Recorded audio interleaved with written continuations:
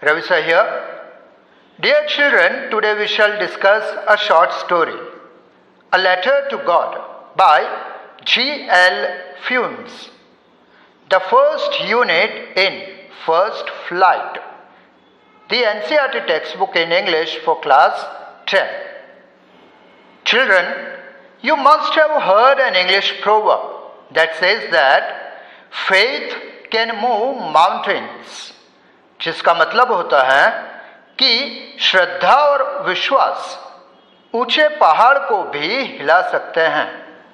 A letter to God is a story about a farmer named Lencho who writes a letter to God asking for monetary help when his crop is ruined due to a natural calamity. बच्चों, ये कहानी Lencho नाम के एक ऐसे किसान की है जिसकी फसल एक कुदरती आपदा के कारण बर्बाद हो जाती है और तब वो कुछ पैसों की मदद मांगते हुए ईश्वर को, खुदा को एक पत्र लिखता है. Does Lencho's letter reach God? क्या लेंचो का पत्र ईश्वर तक पहुंचता है? Does God send him the money? क्या ईश्वर उसे पैसे भेजते हैं? Let's read the story to find out the answers. But before we proceed, I need to tell you something. Most of the drawings used in this video are the work of a totally unskilled artist. That is me, myself, who knows nothing about the art of drawing and painting. So very likely you may not find them good enough. But still they are there to help you visualize the situations and thereby understand the whole story quite easily. Secondly, the story has an element of last minute twist that never fails to surprise the reader. So, better stay tuned till the end of the story. Right? So children, now let's get started with the story A Letter to God by G.L. Funes. The house, the only one in the entire valley, sat on the crest of a low hill. वो मकान जिसमें Lencho और उसका परिवार रहता था वो एक नीची पहाड़ी के शिखर पर था और पूरी घाटी में एक ही था. From this height one could see the river and the field of ripe corn, dotted with the flowers that always promised good harvest. इस ऊंचाई से नदी और पके हुए मकई के खेत को उनके फूलों के साथ देखा जा सकता था, जो हमेशा उस परिवार को अच्छी फसल देता था. The only thing the earth needed was a downpour or at least a shower. अब जमीन को सिर्फ एक चीज की जरूरत थी, एक अच्छी बारिश या तो कम से कम एक बौछार की. Throughout the morning, Lencho, who knew his fields intimately, had done nothing else but see the sky towards the northeast. Lencho, जो अपने खेतों को बहुत ही नजदीकी से जानता था, वो पूरी सुबह उत्तर पूर्व की दिशा में सिर्फ आकाश की तरफ देखता रहा. बच्चों, वो नॉर्थ ईस्ट में आकाश में क्या देख रहा होगा? डार्क क्लाउड्स ऑफ कोर्स, जो बारिश का पानी लेके आए. Right. Now we are really going to get some water, woman. Lencho ने घर में जाकर अपनी पत्नी को कहा, अब सच में हमें अच्छी बारिश मिलने वाली है. The woman was preparing supper replied, yes, God willing. उसकी पत्नी जो रात का खाना बना रही थी उसने जवाब दिया, हाँ, अगर ईश्वर की इच्छा या कृपा हो तो. The older boys were working in the field. बड़े बच्चे खेतों में काम कर रहे थे. While the smaller ones were playing near the house. जबकि छोटे बच्चे घर के पास खेल रहे थे. Until the woman called to them all, जब उनकी माँ ने उन सबको बुलाया कम फॉर डिनर, रात के खाने के लिए आ जाओ। It was during the meal that, just as Lencho had predicted, big drops of rain began to fall. खाने के दौरान ही, जैसे लेंचो ने पहले से कह रखा था, बारिश की बड़ी बड़ी बूंदें गिरने लगी। In the northeast, huge mountains of clouds could be seen approaching. उत्तर पूर्वीय दिशा में बादलों के बड़े बड़े पहाड़ नजदीक आते हुए देखे जा सकते थे। The air was fresh and sweet. हवा में ताजगी और मिठास थी। The man went out for no other reason than to have the pleasure of feeling the rain on his body. Lencho बाहर निकल आया सिर्फ और सिर्फ अपने शरीर पर गिरती हुई बारिश का आनंद महसूस करने के लिए।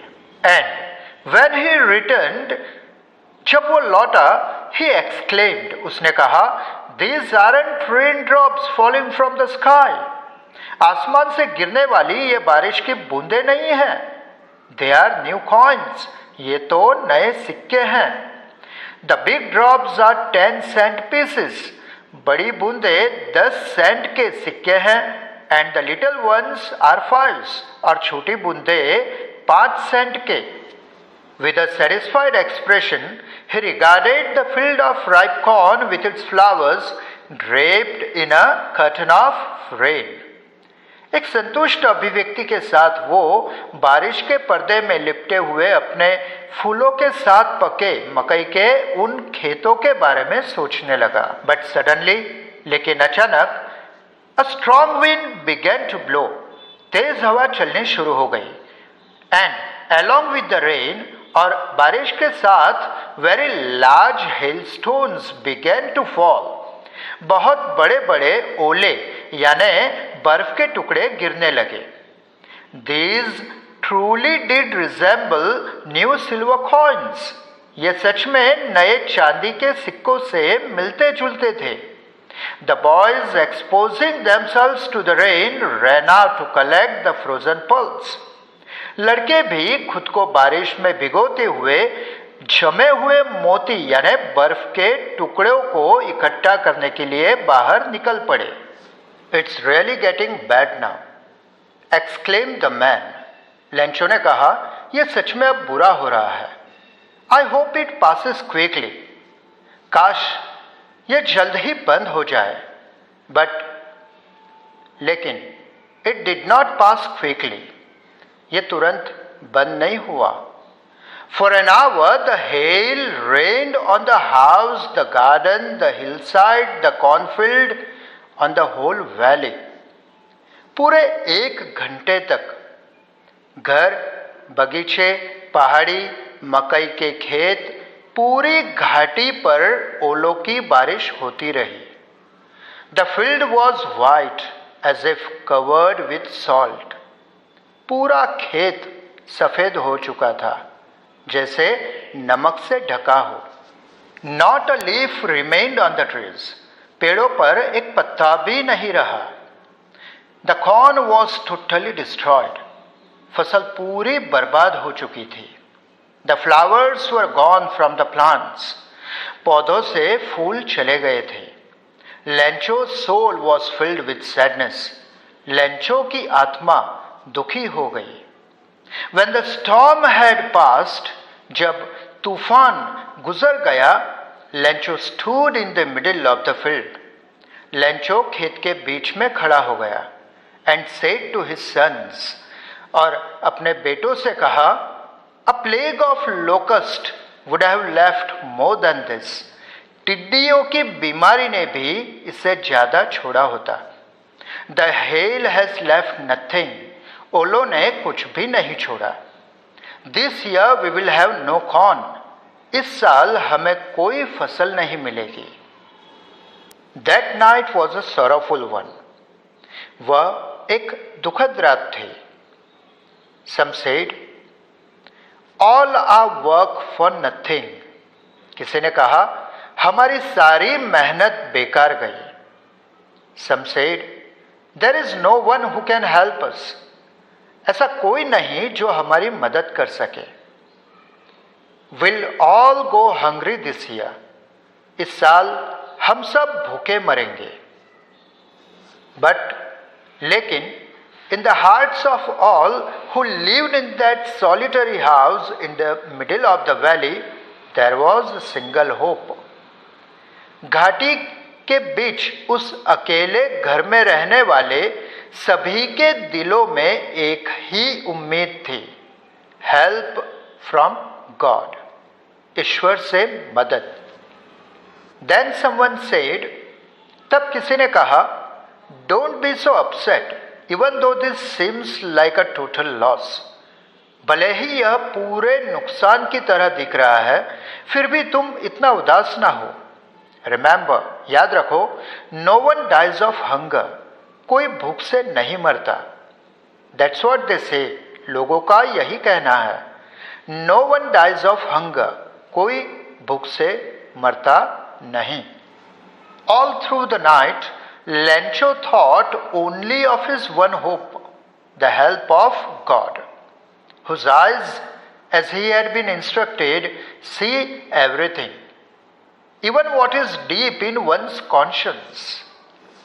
रात भर लेंचो उसकी इस एक ही आशा के बारे में सोचता रहा. ईश्वर से मदद की आशा के बारे में. जैसे उसे सिखाया गया था, ईश्वर की आंखें सब कुछ देखती हैं. वो भी देखती हैं जो इंसान के अंतरात्मा की गहराई में छुपा हो. Lencho was an ox of a man working like an animal in the fields. Lencho खेतों में जानवर की तरह काम करने वाला बड़ा ही मेहनती इंसान था.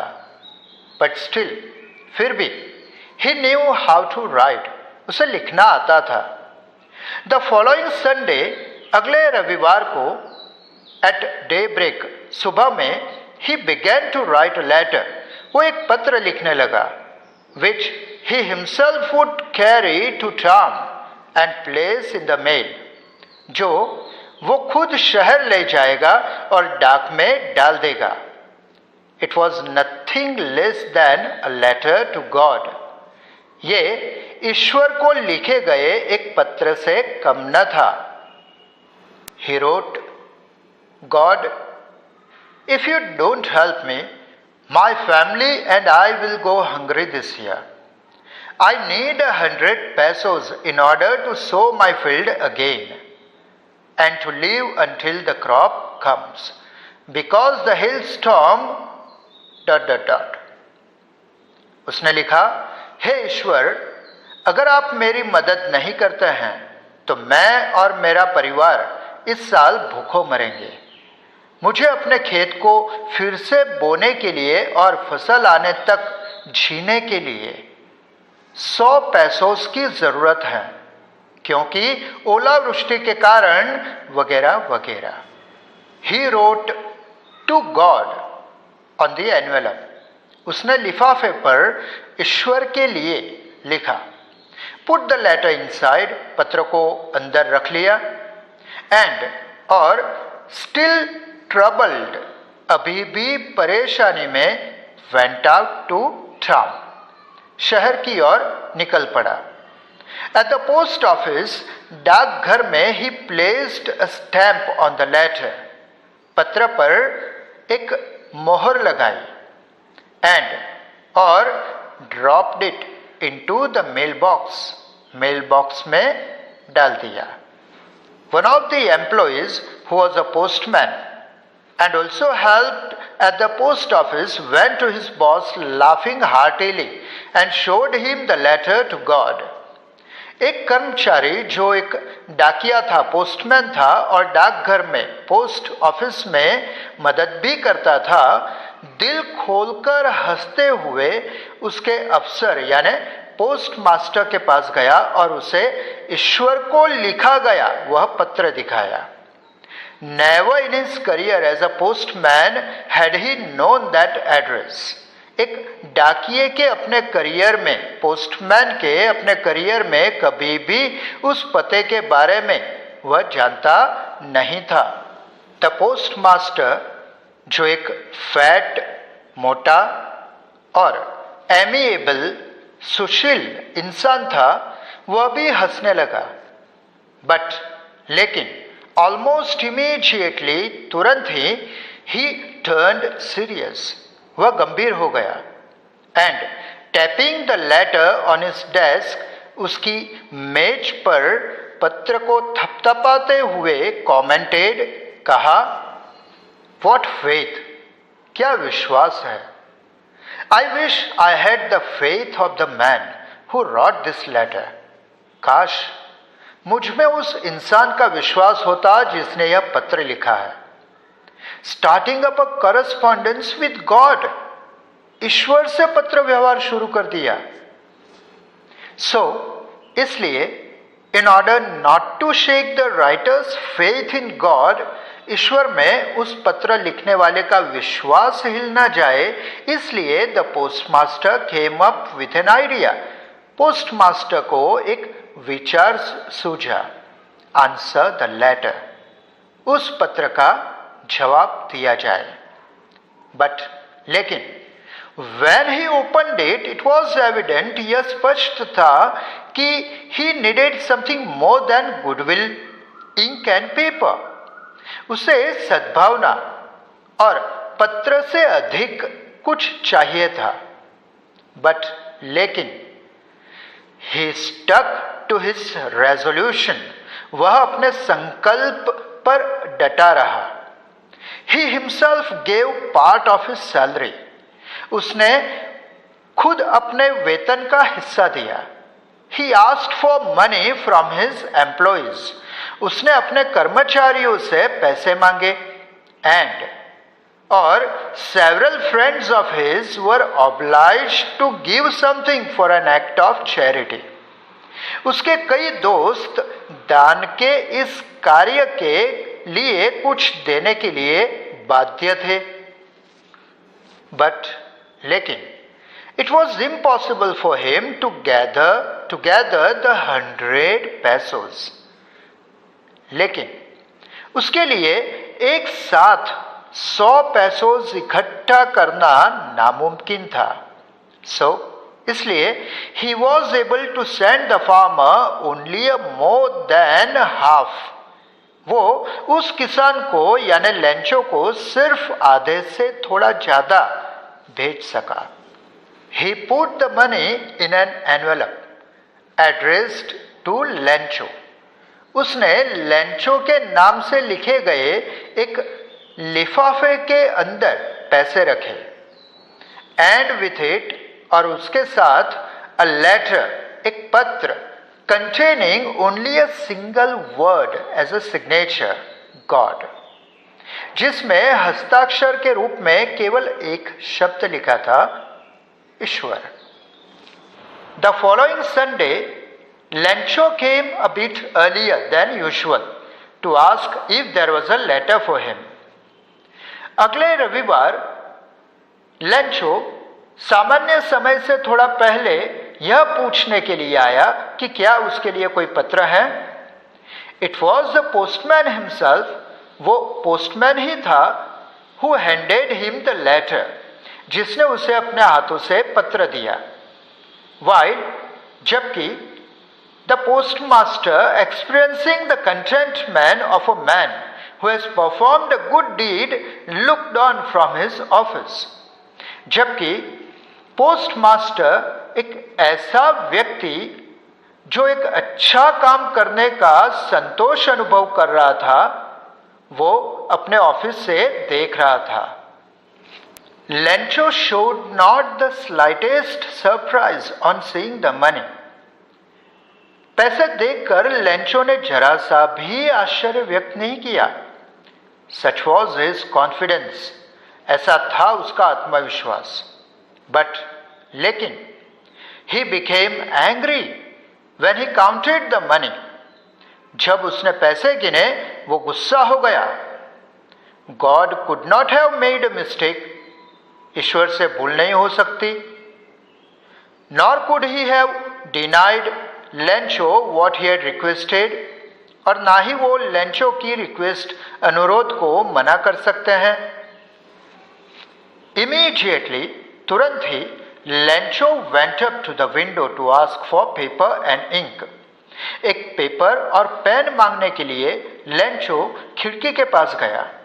On the public writing table, he started to write with much wrinkling of his brow, caused by the effort he had to make to express his ideas.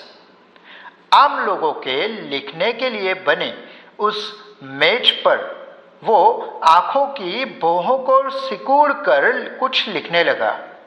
When he finished, जब उसका काम खत्म हुआ, he went to the window to buy a stamp.